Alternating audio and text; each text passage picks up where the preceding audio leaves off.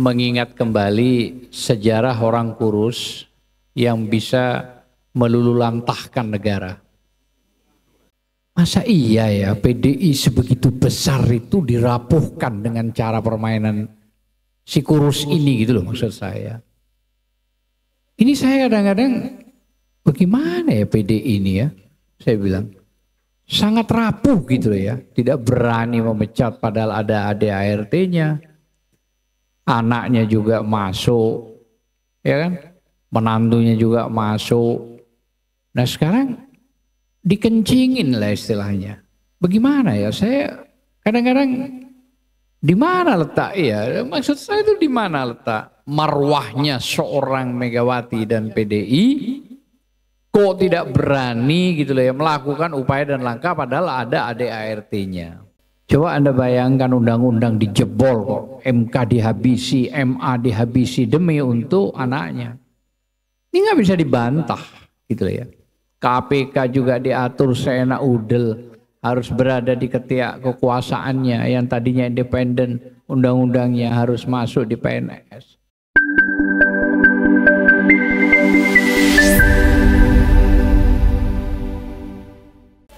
Assalamualaikum warahmatullahi wabarakatuh. Perjalanan narasumber tadi itu sudah cukup penuh dan padat sebenarnya yang disampaikan. Saya hanya mencoba untuk mengingat kembali sejarah orang kurus yang bisa melululantahkan negara. Ya, coba kita pikir begini lah ya. Mulai dari dia menjadi wali kota, dia pakai gerbong PDI. 2 kali dia berhasil dengan titel Dr. Andes. Dr. Andes.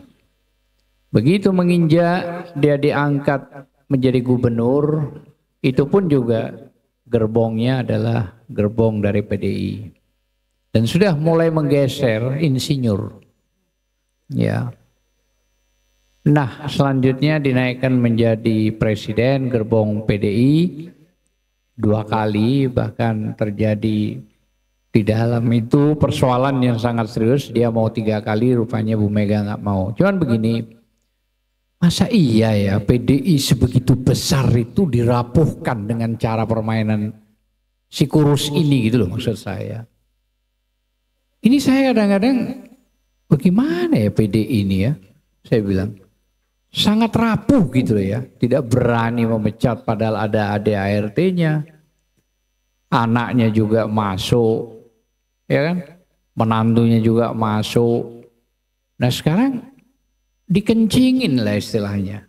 Bagaimana ya? Saya kadang-kadang di mana letak ya? Maksud saya itu di mana letak marwahnya seorang Megawati dan PDI?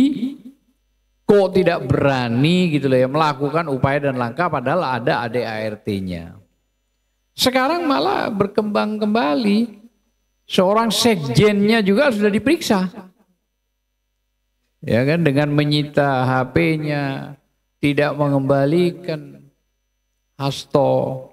Nah ini saya bilang bahwa sangat luar biasa. Ibarat anak kehilangan orang tua, diangkat, dibesarkan mulai dari bayi sampai besar, malah bukan cuman berkhianat dan mengkhianati, tapi sudah lebih dari itu. Jadi kalau kembali kepada proses yang memang IKN, memang suara terbulat adalah, udahlah stop, udahlah hentikan. Masuk di akal itu. Kenapa? APBN sudah jebol 72,5 triliun. 72,5 triliun digunakan. Walhasil juga nggak jelas. Dan ini akan mau minta kembali kepada APBN. Wah hancur ini. Dan investor sampai detik ini juga nggak ada tuh. Nggak jelas juga investor. Iya, walaupun sudah keliling kemana-mana. Bahkan tadi sudah sempat disinggung oleh rekan kita Edi Mulyadi bahwa di Qatar Prabowo sudah mengatakan IKN butuh waktu sampai 30 tahun dengan nilai uang 30 miliar US dollar. Bukan sedikit itu, uang dari mana itu? Nah inilah saya bilang bahwa jebakan-jebakan orang kurus ini memporak-porandakan Indonesia ini sangat luar biasa dahsyatnya gitu loh ya. Coba Anda bayangkan undang-undang dijebol kok, MK dihabisi, MA dihabisi demi untuk anaknya. Ini nggak bisa dibantah gitu loh ya. KPK juga diatur seenak udel, harus berada di ketiak kekuasaannya yang tadinya independen, undang-undangnya harus masuk di PNS, ASN. Jadi bagaimana kalau sudah begini semua ini yang terjadi gitu ya. Jadi tidak ada cara lain, mungkin bukan kita mengatakan tidak cukup kuat dengan TPUA. TPUA ini sudah melakukan terobosan yang super gila, dahsyat. Sudah ngacak-ngacak yang nggak karu-karuan sudah. Ya, bicara tekanan itu sudah luar biasa dari mana-mana gitu ya. Tapi sampai detik ini juga TPUA ya malah lebih gede sekarang di belakang gambarnya dibuat nih. Jadi harapan kita bukan cuma TPUA. Kalau ada lembaga-lembaga yang lain bersatu, maksud saya itu tujuan utamanya. Begitu bersatu para ormas, ya mau TPAI, TPUA apapun lah ya. Orlabi, AAB, Kontra SM, ya apapun semua kalau bisa memang harus diundang berbicara kembali, terus disepakati apa langkah utama setelah Oktober ini atau pada saat Oktober tanggal 22. Nah, itu yang paling utama. Karena ini terus terang aja, saya kira, saya belum tahu ya, wallahu alam bisawab ya, apakah Prabowo sebagai presiden akan mengikuti keinginan Joko Widodo? Saya kok kurang yakin itu. Makanya pergerakan-pergerakan secara positif, secara konstitusional itu harus berkumpul kembali. Silakan Ustadz Ahmad Kozinuddin dan rekan-rekan yang lain juga mengumpulkan di satu tempat atau diundang, bentuk diskusi atau apa, cari sebuah kesepakatan apa yang akan dilakukan langkahnya, baik itu perdata, baik itu laporan pidana, baik itu tindak pidana korupsi.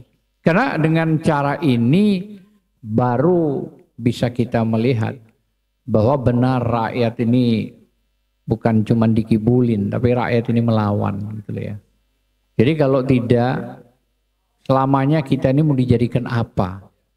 Jadi kalau bisa kalian lihat partai yang begitu besar saja dilecehkan, dihianati, apalagi rakyat, dibegoin semua, dibohongin semua dengan cara-cara yang begini gitu ya. Ya wallahu alam bisawab lah. Mudah-mudahan kekuatan ini bukan cuma didukung dengan intelektual kita, tapi intelektual ini diberi petunjuk oleh Allah Subhanahu wa taala. Itu yang paling utama. Tanpa kekuatan Allah, terus terang saja melawan kekuasaan yang begitu dahsyat ini, kok sepertinya menurut saya ya pribadi memang kurang kuat gitu lah ya. Tapi begitu Allah turun dengan cara-cara mungkin sudah mengumpulkan doa begitu banyak dari habaib, kiai, ustadz, ulama atau para aktivis yang terhianati, insya Allah mungkin akan benar-benar terjadi. Kenapa? Saya melihat di negara Indonesia ini punya banyak rahmat berkat yang Allah berikan. Nih kiai banyak kok, ustadz banyak kok. Masa digituin oleh satu keluarga ini loh, maksud saya. Dibuat bukan cuma sekedar ugalan gitu ya. Dibuat seenaknya gitu loh. Dan yang aneh gitu loh ya, maksud saya. Kita melakukan satu hal yang positif dalam bentuk konstitusi, kita yang diambil. Kita yang diproses. Bagaimana coba logika apa yang bisa kita kalau cara kayak gini gitu loh ya.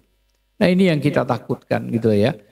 Bahwa azab Allah itu turun justru kepada rakyat nanti kenanya. Bukan kepada mereka. Kalau kepada mereka ya bismillah sudah nggak apa-apa. Gitu loh. Mungkin inilah persoalan yang harus kita bangun dengan rekan-rekan LSM, para pakar hukum dan semua untuk berkumpul. Karena kalau kita bicara EKN itu nilai hukumnya juga masih bingung, nilai politiknya juga masih rendah. Sehingga wajar kalau investor itu bingung. Kenapa kalau sudah investor masuk sekarang sudah Prabowo, apa Prabowo sama dengan model Jokowi? Belum tentu. Belum lagi nanti para dayak-dayak ini yang merasa punya hak ulayat, tokoh-tokoh ini akan mengganggu. Karena 6.000 sekian hektar itu bukan sedikit, kan begitu. Pasti itu akan terjadi masalah. Dan saya dengar pekerja-pekerja yang di sana itu dikejar monyet-monyet katanya. Saya nggak tahu apakah itu benar. Apa mungkin ada hubungannya dengan kasus hanya monyet? Saya nggak tahu juga itu. Saya kira mungkin itu. Terima kasih. Assalamualaikum warahmatullahi wabarakatuh.